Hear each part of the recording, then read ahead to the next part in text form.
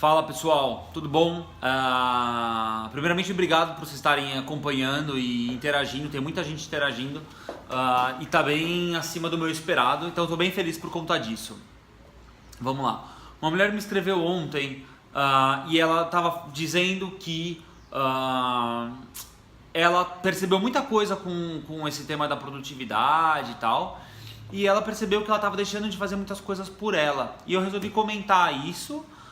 E além disso fazer dar uma outra ferramenta para vocês acompanharem o dia a dia de vocês. Ela falou: olha, eu faço muita coisa para muita gente, eu sou muito ocupada, mas eu percebi que eu não estava produzindo tanto. E depois do que você compartilhou de como dividir a vida, eu consegui entender as coisas que eu tenho que realmente fazer. E eu fiquei muito feliz com isso. E aí ela falou assim: mas ainda assim eu percebo que eu deixo de fazer coisas para mim. Como é que eu resolvo isso? Eu falei: beleza, legal. O que a gente tem que entender?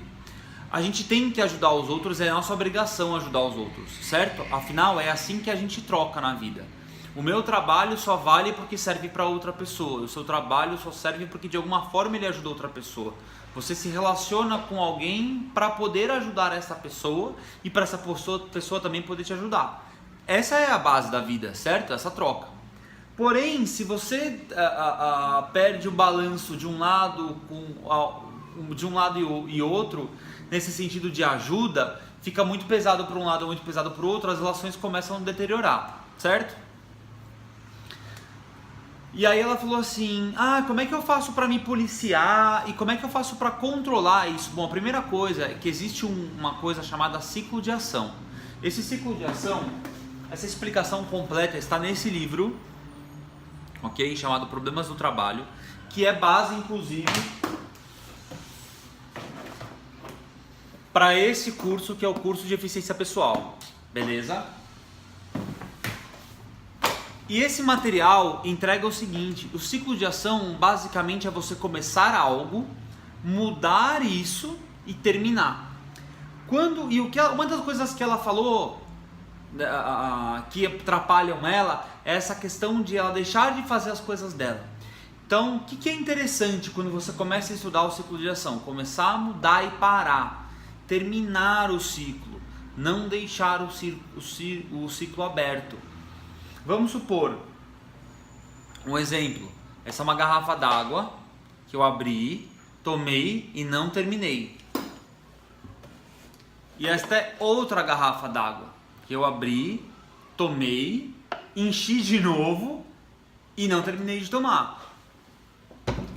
Então, se você tem um ambiente de trabalho onde você tem mais gente, mais funcionários, mais pessoas com você, e as pessoas chegam aqui para tomar água, vamos supor que não tem água no refil, e elas têm que pegar uma dessas garrafas d'água, você confunde as coisas. Você tem alguma água em que é uma água, não é a água mesmo da Minalba, é uma outra água, é uma água de refil que ela não é tão boa. A pessoa não sabe se eu pus a boca na garrafa ou não. E eu, quando olho para as minhas coisas e vejo duas garrafas d'água, eu vejo que tem coisa a mais, tem coisa fora do lugar. Ou seja, o meu ciclo de ação de beber a água, ou de guardar a água, ou de me organizar, ele precisa ser melhorado. Assim como a minha mesa. Como eu fiz o post hoje de manhã de coisas de papéis que eu vou anotando, vou colocando e eles ficam aí.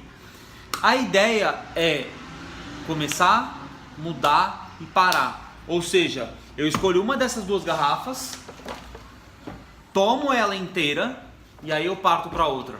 Depois que eu vi que eu já tinha misturado as ideias. E isso é o que você tem que fazer com a sua vida. Se você costuma fazer coisas para os outros te pedem as coisas e você sai fazendo.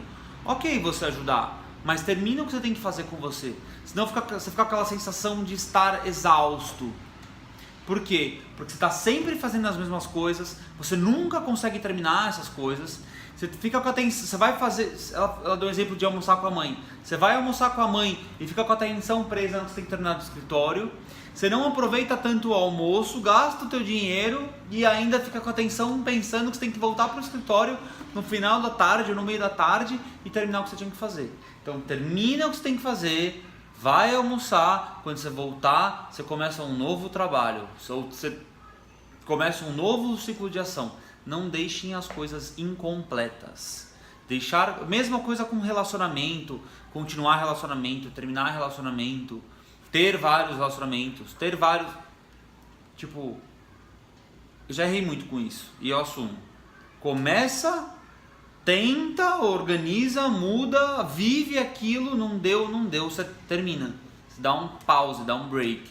Se você tem se você tem muitos trabalhos ou muitas tarefas no seu trabalho, isso sempre vai te confundir, isso sempre vai te deixar sobrecarregado.